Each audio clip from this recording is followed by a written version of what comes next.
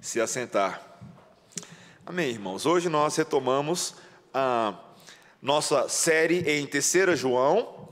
Peço a você que abra a palavra do Senhor. 3 João, capítulo único, versículos 5 a 8. E, coincidentemente, na soberania divina, que não há nenhuma coincidência, apenas cristocidência, mas nós seguimos numa temática semelhante à da conferência missionária, e temos aqui um nicho de estudo nessa manhã muito interessante, um tema muito interessante para a igreja. Peço a você que ouça com bastante atenção a leitura das palavras que teremos agora em 3 João, capítulo 1, versículos 5 a 8. Amado, procedes fielmente naquilo que praticas para com os irmãos, e isto fazes mesmo quando são estrangeiros, os quais perante a igreja deram testemunho do teu amor. Bem farás encaminhando-os em sua jornada por modo digno de Deus, pois por causa do nome foi que saíram, nada recebendo dos gentios. Portanto, devemos acolher esses irmãos para nos tornarmos cooperadores da verdade. Esta é a santa palavra do Senhor. Vamos orar, irmãos? Senhor, nós te louvamos pelo santo evangelho de Cristo Jesus, pela doce mensagem da salvação, presente em cada vírgula do teu santo texto.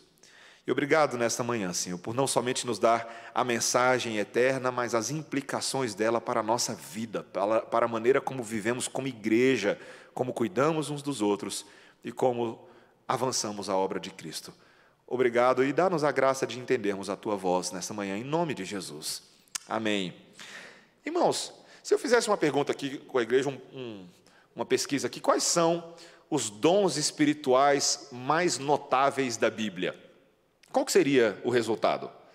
Ou pelo menos quais são os dons espirituais que você acha que são mais notáveis para você e aqueles que talvez em algum momento da sua vida você ansiou ter, né? E aí a gente sabe que tem vários, né? Talvez você possa pensar, poxa, eu adoraria ter o dom de guitarrista, né? Apesar de não ter o dom de guitarrista na Bíblia, mas o dom de palavra. O dom de palavra. Ou talvez, dependendo do contexto que você veio, alguns dons realmente se sobressaem. As pessoas falam, dom de línguas, dom de profecias, dom de curas e milagres. Como eu gostaria de fazer esse tipo de coisa. Ou o dom de generosidade, de ter assim, uma carteira bem larga e poder dar aquelas grandes ofertas. Não sei o que realmente te sensibiliza. Mas onde que ficaria o dom de hospitalidade nesse ranking? Ele estaria lá em cima, no meio, ou mais na rabeira? Meus irmãos, às vezes eu tenho a impressão de que alguns dons eles são vistos assim meio, tá bom, existe. Mas eles não chamam tanto a nossa atenção por qualquer motivo que seja. Mas, meus irmãos, como os irmãos já notaram, e eu não escondo isso, depois que eu aprendi, eu não escondo, eu sou professor da turma de dons e ministérios no seminário atualmente. Eu descobri que o dom de hospitalidade é um dos dons mais notáveis de todas as Escrituras. Um daqueles que deveria ser visto não somente como prática de alguns, mas prática do corpo de Cristo, que conhece o Evangelho e responde ao Evangelho quando pratica a hospitalidade. Esse texto de hoje é sobre isso, meus irmãos. A hospitalidade que encarna o amor de Cristo. E é uma das maneiras claríssimas nas Escrituras Sagradas que avança o reino e a proclamação do Evangelho pelo mundo, tanto do outro lado da rua, como do outro lado do mundo, como nós ouvimos na conferência. Meus irmãos, tem três coisas sobre hospitalidade que eu quero, junto com os irmãos, investigar nessa manhã. 3 aprendizados, lições, tá? Primeiro, que a hospitalidade aqui é tanto uma virtude quanto um mandamento bíblico. Essa é a primeira coisa que nós vamos ver nesse texto. Segundo, que a hospitalidade é um testemunho de um amor concreto. Segunda coisa. E terceira, que a hospitalidade coopera com a proclamação do Evangelho e com a causa missionária. Os 3 estão claríssimos nesses 4 versículos. Primeiro, então, essa hospitalidade que é tanto uma virtude quanto um mandamento bíblico. Recapitulando aqueles 4 primeiros versículos, a carta não é muito grande, então nós temos o presbítero João, que nós já identificamos como o apóstolo João, escrevendo para o seu amigo Gaio, e ele escreve dizendo que ele está muito alegre pelas notícias, pelas excelentes notícias que ele recebe a respeito desse irmão e da igreja. O bom testemunho, lembra, de filhos que andam na verdade. E o coração do papai espiritual João fica cheio, fica largo, fica cheio de orgulho celestial pela notícia, por algo que realmente estimula a nossa fé, quando ouvimos a notícia de que os nossos irmãos estão progredindo na sua fé, estão amadurecendo.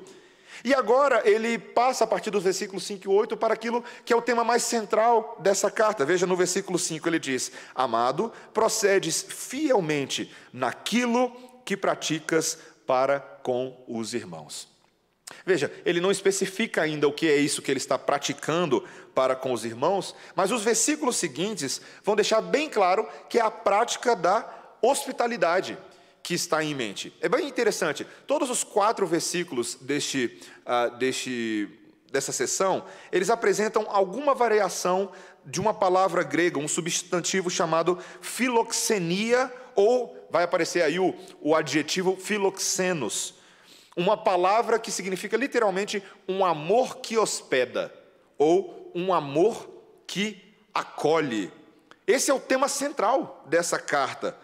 E aqui João está dando para a gente um vislumbre, um quadro histórico, para a gente ter uma ideia de qual era a prática da igreja primitiva, segundo a qual um cristão que muitas vezes viajava no interesse do evangelho, procurava a hospitalidade dos cristãos locais, de uma certa região, de uma certa comunidade, a qual ele estava visitando.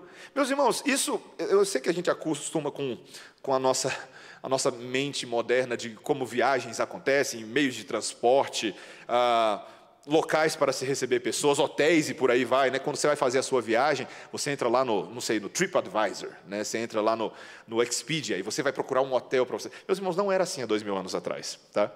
Há 2000 anos atrás as coisas eram bem diferentes. Poucos pregadores tinham dinheiro suficiente ou eram ricos o suficiente para ficar em pousadas. As pousadas eram caras. E de qualquer forma, mesmo sendo caras, muitas delas não tinham assim uma boa reputação, muitas vezes eram perigosas. Sabe quando acontece você ouvir assim roubaram a bagagem de alguém dentro do quarto? Aí, você já ouviu essas notícias assim? Gente, esse tipo de coisa acontecia muito naquela época. Você não tinha todo o esquema de proteção, toda a segurança. Então, não havia uma boa reputação. Então, o que acontecia? A difusão da fé dependia de que os pregadores pudessem obter acomodações enquanto viajavam para pregar o evangelho, para anunciar as boas novas. E então aqui, você entendendo isso agora, você entende por que João está elogiando tanto esse irmão Gaio. Ele está demonstrando fielmente o seu amor em praticar a hospitalidade. Novamente, meus irmãos, a hospitalidade, ela é insistentemente enfatizada no Novo Testamento. Novamente, não só como um dom espiritual para alguns, mas como uma virtude que a igreja, todos os cristãos devem perseguir. Textos como, por exemplo, Romanos 12, 13. Quando o apóstolo Paulo, já na segunda sessão da carta, escreve: compartilhai as necessidades dos santos, praticai a hospitalidade. Ou então, Hebreus 13, 2, o autor diz: não negligencieis a hospitalidade. Interessante, né? Não negligenciar, ou seja, para não negligenciar é porque é esperado que isso seja uma prática corriqueira. 1 Pedro 4, 9, o apóstolo Pedro escreveu: sede mutuamente hospitaleiros, sem murmuração. Ele vai antecipar, já dar o spoiler de uma coisa que eu vou falar logo adiante, tá? Mas veja, ele vai falar também que a Bíblia vai falar que várias categorias de pessoas serão mais úteis no reino de Deus quando são reputados pela hospitalidade que praticam. Por exemplo, quando Paulo estava lidando com o problema das viúvas, lá na primeira epístola a Timóteo, e ele está instruindo Timóteo como lidar com a situação das viúvas na igreja. Moças que muitas vezes ficavam ociosas, sem saber muito o que fazer com as suas vidas agora. E aí Paulo lembra, lá em 1 Timóteo capítulo 5, versículo 10, que elas deveriam ser recomendadas pela prática de boas obras, especialmente na prática da hospitalidade. E ele até descreve lá, ele fala: exercitando a hospitalidade, lavando os pés aos santos, socorrendo os atribulados, sendo zelosa na prática de boas obras. Não só viúvas, mas pastores e presbíteros. Você sabia que a hospitalidade, para Paulo, é um dos critérios, meus irmãos, é um dos critérios para você saber se um homem pode ser ou não eleito para presbítero na igreja ou pastor.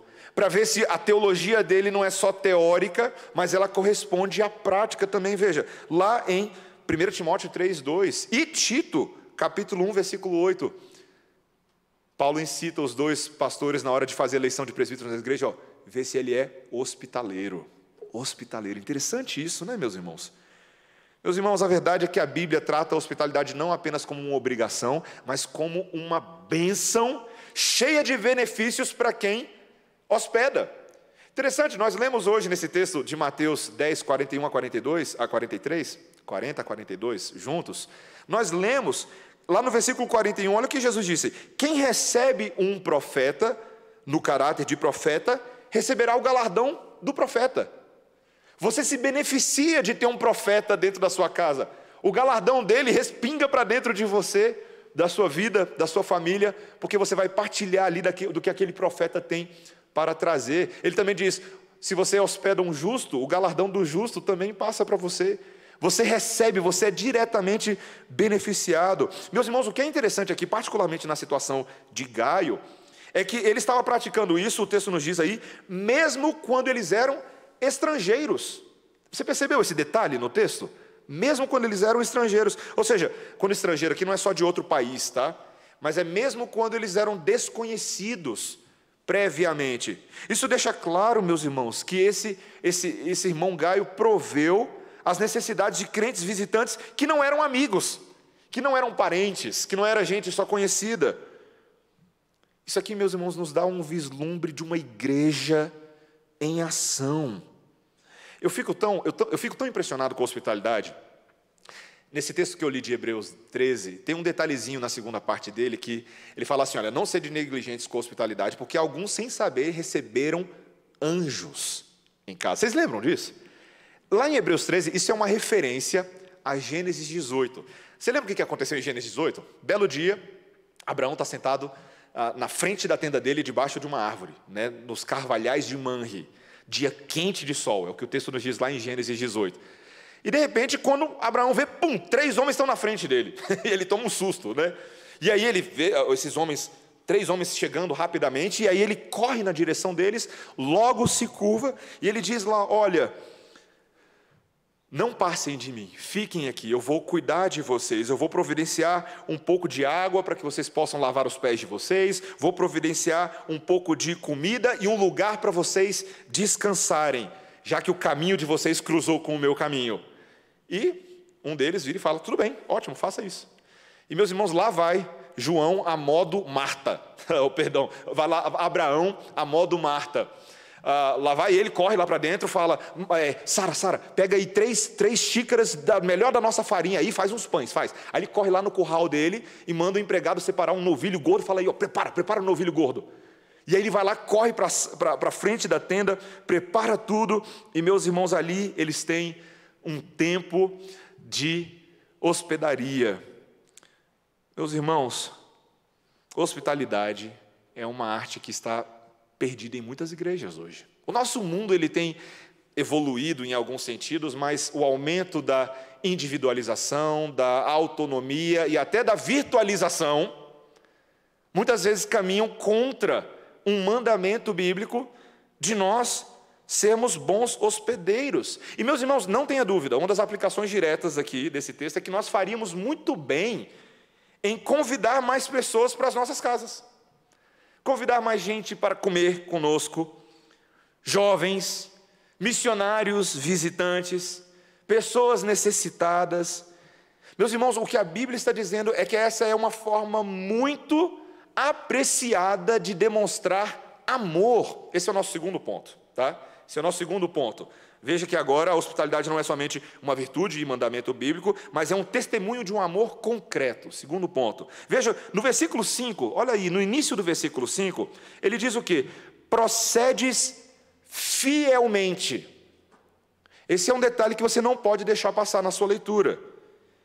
Veja, significa que quando Gaio está agindo assim, literalmente o grego aqui está falando, você está mostrando uma boa lealdade, você está sendo leal aos seus companheiros de fé. O que você está fazendo por eles está de acordo com o que a fé cristã espera de você. É basicamente isso, o procedimento fiel de Gaio.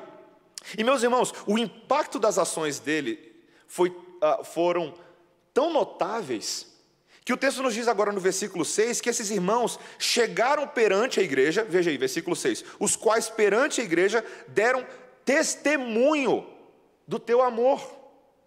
Você fica imaginando? O missionário veio, exemplo hipotético, tá, gente? O missionário vem, chega no púlpito, graça e paz, Senhor Jesus Cristo, meus irmãos, obrigado pelas orações do trabalho lá entre os indígenas. Mas antes de falar dos indígenas, eu só queria falar um pouquinho. Cadê o Gaio, hein? Cadê o Gaio?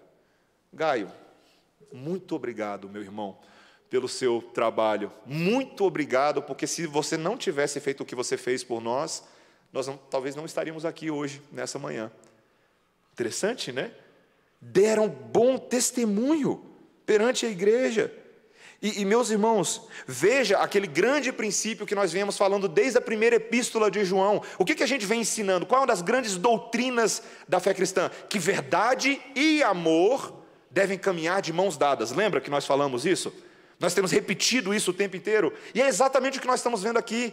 A teoria do Evangelho, a verdade, encontra manifestação concreta, real, no amor desse teólogo Gaio, que está disposto a abrir a sua casa e o seu coração. E João elogia esse homem. Você vai ver durante a carta que ele vai mandar imitar esse homem. Copiem o que ele está fazendo. E ele encoraja Gaio a continuar fazendo. Veja o versículo 6. Bem farás encaminhando-os em sua jornada. Ou seja, a hospitalidade também significa fazer as provisões agora para que a jornada siga adiante desses missionários. Talvez você já tenha ouvido falar da Didaquê. Já ouviu falar da Didaquê? De vez em quando a gente cita ela. A Didaquê era uma espécie de manual da igreja primitiva. E é interessante que a Didaquê, ela tinha um capítulo dedicado à hospitalidade. Quando ela vai ensinar como os crentes devem cuidar uns dos outros, ela diz, por exemplo, que quando ela previa que um pregador, um missionário, quando ele chegasse numa determinada comunidade, ele deveria receber comida, e comida suficiente para ele chegar também no próximo alojamento. Ou seja, ele deveria ser encaminhado adiante para a noite seguinte. E até, inclusive, lá na Didaquê acrescenta que se ele pedir dinheiro, é falso profeta. Interessante, né? Se pedir dinheiro é falso profeta. Era um sinal de que os verdadeiros crentes não ficariam com motivações estritamente financeiras. Mas veja, o que João está falando é: você fará bem em encaminhá-los na sua jornada, e ele acrescenta um detalhe no versículo 6, por modo digno de Deus. Você percebeu aí? Por modo digno de Deus. Meus irmãos, João está estabelecendo os padrões mais elevados para Gaio. É Deus quem é o padrão da nossa hospitalidade. Não somente os seus servos, mas Deus é o padrão. Isso é muito notável, meus irmãos. Os servos devem ser tratados de acordo com o padrão divino de excelência. Por que isso é verdade? Se você perceber, Deus tem praticado para conosco o quê? Hospitalidade. Quem éramos nós antes de conhecermos a Deus? Inimigos, perdidos, abandonados, mas Deus nos acolheu na sua graça. Não é verdade, meus irmãos? Como é que você está aqui essa manhã? Como é que você chegou aqui? Se não foi por causa desse acolhimento de Deus, que não só te salvou, mas disse para você que vai preparar a morada celestial para você estar com Ele pelo resto dos seus dias. Meus irmãos, o nosso Deus é o Deus da hospitalidade. É o que Ele faz no ato da salvação. A coisa é tão notável que a gente chama isso de doutrina da adoção. Essa é a doutrina da adoção. O nosso catecismo maior de Westminster, quando ele vai explicar o que é adoção, veja como ele descreve. Adoção é um ato livre da graça de Deus em seu único Filho Jesus Cristo e por amor dele, pelo qual todos os que são justificados são recebidos no número dos filhos de Deus. Trazem agora o seu nome, recebem o Espírito do Filho de Deus, estão sob o seu cuidado e suas dispensações paternais. São admitidos a todas as liberdades e privilégios dos filhos de Deus, feitos herdeiros de todas as promessas e co-herdeiros com Cristo na glória. Meus irmãos, o nome disso é hospitalidade do mais alto grau. É exatamente o que isso é. E agora Deus nos vira com esse padrão da adoção, de sermos recebidos no amor e na graça dEle, e fala: repliquem isso, repliquem a excelência disso. Meus irmãos, a hospitalidade, tem um detalhe aqui nesse texto, que a hospitalidade, ela não é só algo fiel, mas quando ele diz aqui, bem farás, está vendo aí no versículo, ele fala, bem farás encaminhando-os, essa expressão aqui, kalos poieses, significa algo belo farás, algo belo. A hospitalidade não é só boa, ela é bela, ela é bonita, ela é algo que manifesta a estética do reino de Deus. E talvez você pode se perguntar, pastor, mas, tá bom pastor, eu entendi, mas será que ela é assim tão bela mesmo? Porque pastor, você já tentou praticar isso? Você sabe como é que é? Seja quando você convida alguém ou alguém bate de surpresa na sua porta, você já sabe o que está vindo, né? Chão sujo, louça para lavar. Vamos falar de beleza, pastor. Louça para lavar, pano de prato sujo, bagunça na sala se a visita chega com criança, mudança de horário, eu estava programado para fazer uma coisa, agora eu tenho que fazer outra, despesas pessoais, transtornos na casa, não tem papel higiênico no banheiro, o que vai fazer? Compartilhar a refeição, fornecer uma cama a mais, arranjar um canto para dormir. Meus irmãos, sejamos honestos, hospitalidade, ela custa tempo, ela custa energia, ela custa dinheiro. Mas, meus irmãos, a forma como tratamos os outros, ela reflete os nossos verdadeiros valores, não é mesmo? O que é realmente importante para nós. E eu quero te perguntar isso nessa manhã.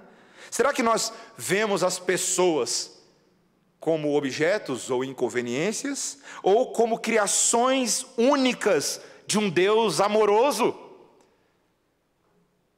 O que é mais importante para Deus? Eu te pergunto, uma pessoa ou um tapete? Uma pessoa ou um prato sujo? Uma pessoa ou a sua granitina de casa meio manchadinha?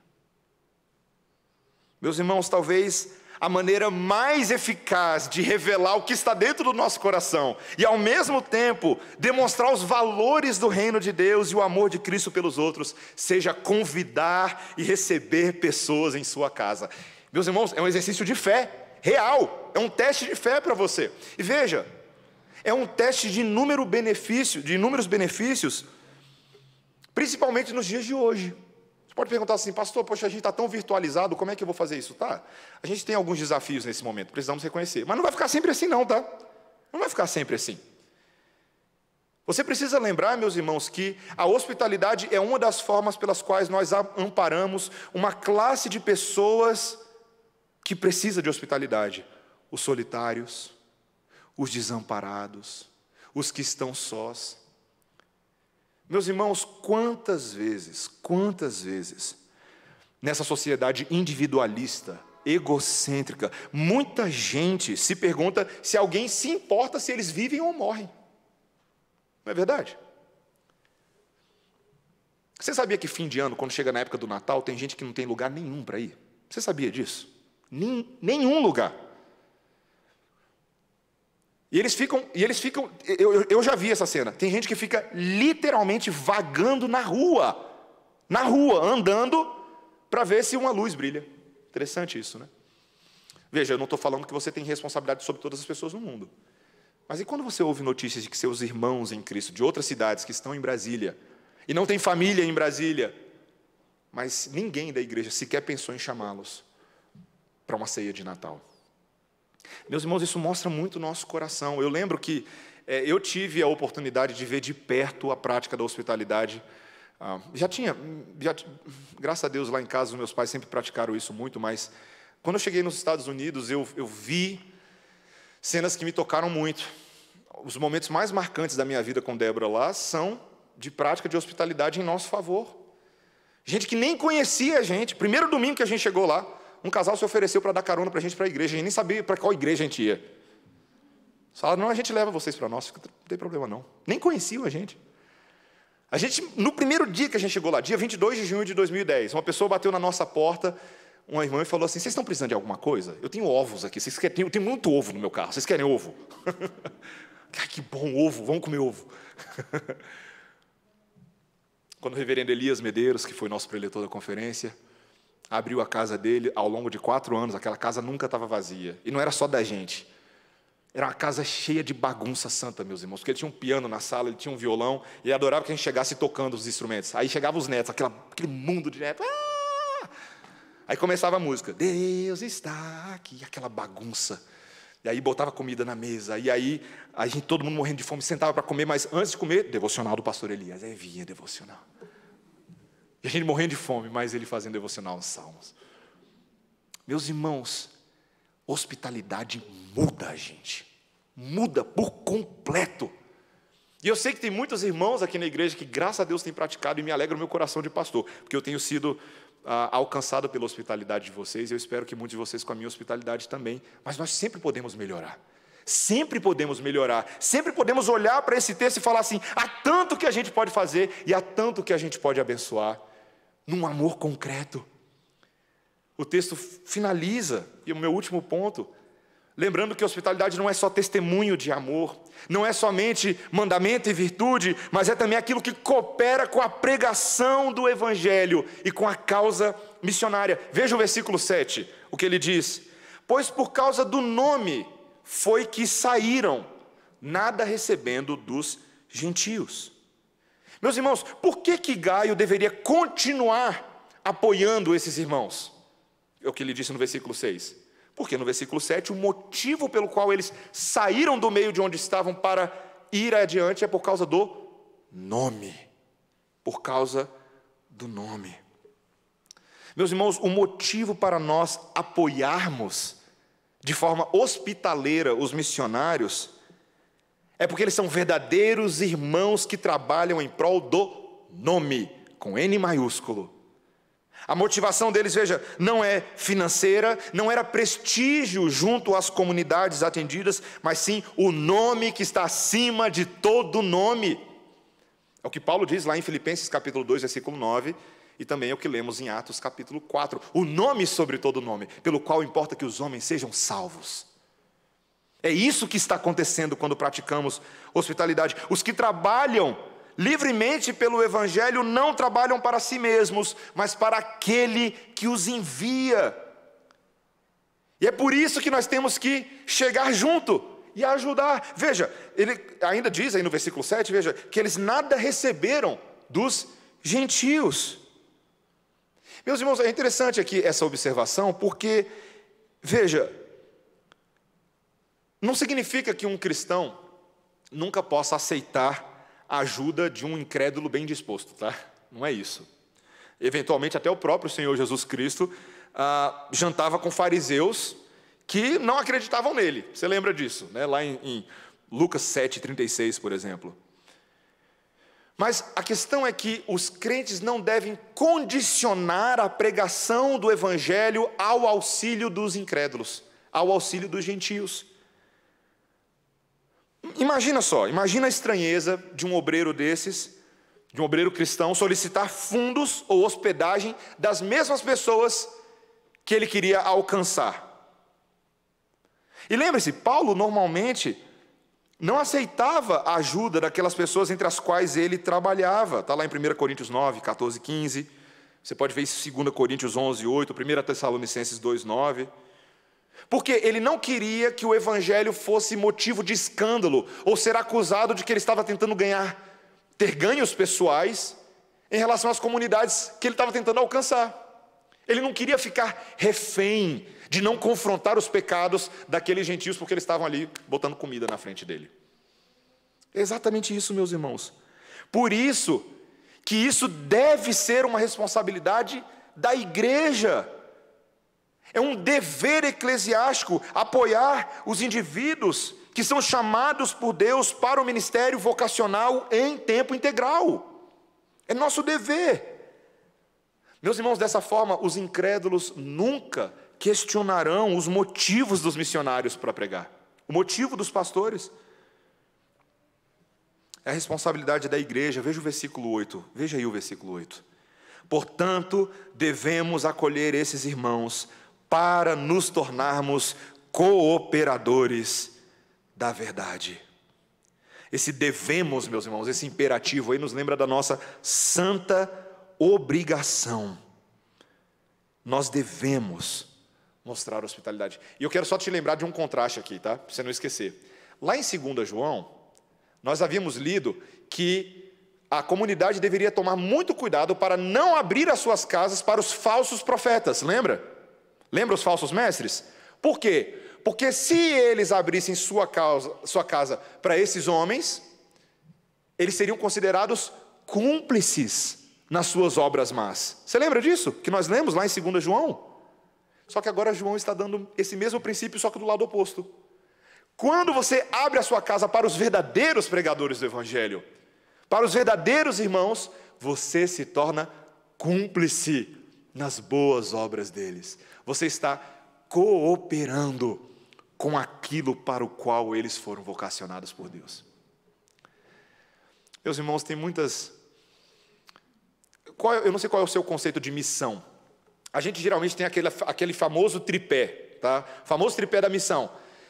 Você pode ir para o campo missionário, tá? Você pode orar pelo missionário e você pode dar dinheiro para o missionário, sustentar o missionário. Geralmente falam desses, né? Só que todo mundo esquece do quarto, né? Você pode hospedar o missionário. Então, eu vou confessar o meu pecado, porque eu sei que é seu pecado também, né? É tão curioso como ao longo da vida, às vezes quando a gente... Não sei se você já recebeu no seu e-mail cartinhas aleatórias de missionário. Você já recebeu? Missionário da missão tal, né? Queremos ajuda, estamos indo a Brasília. Dê oportunidade para a gente falar na sua igreja. Eu não sei se você já recebeu dessas cartas. Eu, como pastor, pastor de uma igreja, eu recebo muitas dessas. Mas é tão curioso como, às vezes, no nosso coração, a gente automaticamente descarta essas cartas. A gente fala assim, não tem nada que eu possa fazer, não tem a ver comigo. Mas, meus irmãos, eu leio um texto como esse que eu estou lendo hoje e eu tremo nas bases. Porque esse texto me lembra que, ainda que eu não possa fazer tudo o que eu gostaria de fazer por todos os missionários, mas há muito que pode ser feito por muitos missionários. Especialmente, e eu lembro como se fosse hoje, meus irmãos, eu lembro como se fosse hoje. Estávamos lá em Jackson e um dia o pessoal do seminário recebeu notícia de que um missionário ia estar passando por Jackson. Recebemos essa notícia lá no escritório de matrícula. E ele nem era, meus irmãos, ele nem era da denominação, ele nem era presbiteriano. E não era conhecido de ninguém. Mas ele mandou uma cartinha para o seminário falando assim, será que vocês têm como nos ajudar a gente passar uma noite aí?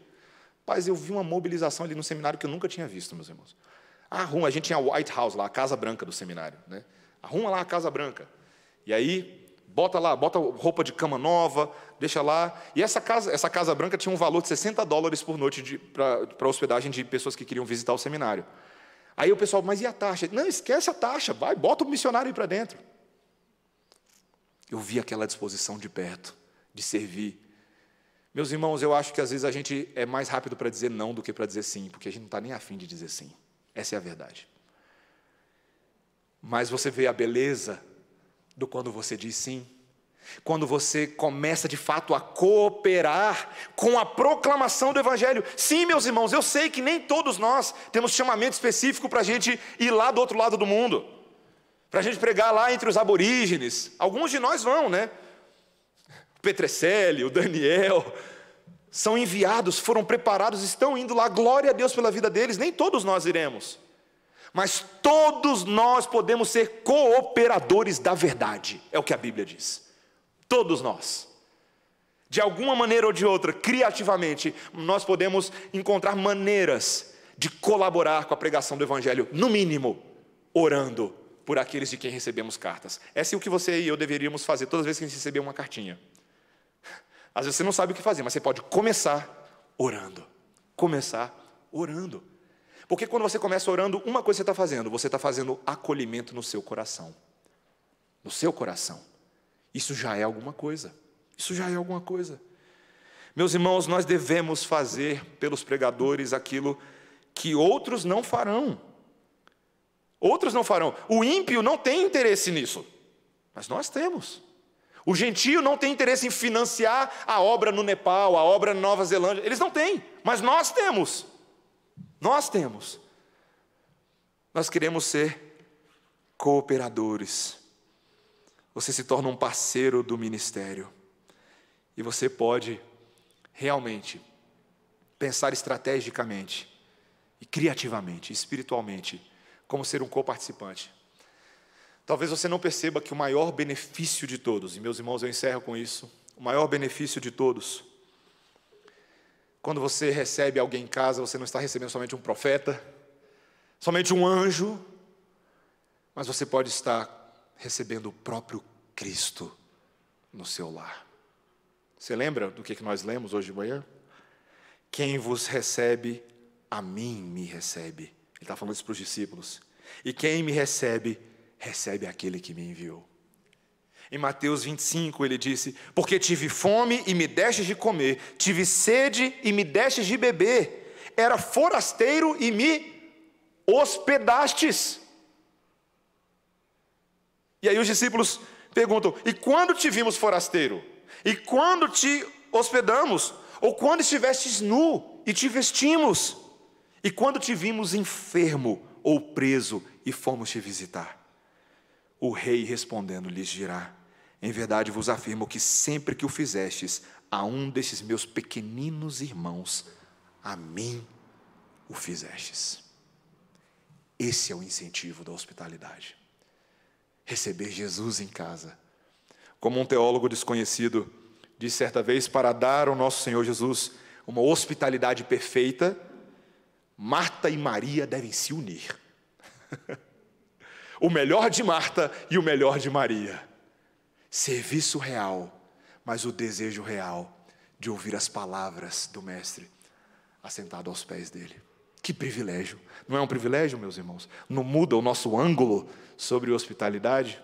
Que o Senhor nos encoraje, meus irmãos, nessa manhã, a abrirmos nosso coração e o nosso lar para o Senhor Jesus. Vamos orar, meus irmãos. Obrigado, Senhor, porque a Bíblia nos incentiva, nos encoraja a fazermos aquilo que o Senhor nos salvou e chamou para fazer. Obrigado, Senhor, porque a hospitalidade é uma forma real de demonstrarmos virtude, de cumprirmos o Teu mandamento, de amarmos concretamente, de cooperarmos com a pregação do Evangelho e com a causa missionária pelo mundo. Senhor, nós queremos aprender este caminho. E queremos começá-lo da maneira mais simples, mais próxima de nós. Sabemos, Senhor, que os dias que vivemos parecem ir na contramão de tudo isso. Mas, Senhor, dá-nos graça para exercitarmos hospitalidade criativa, Senhor.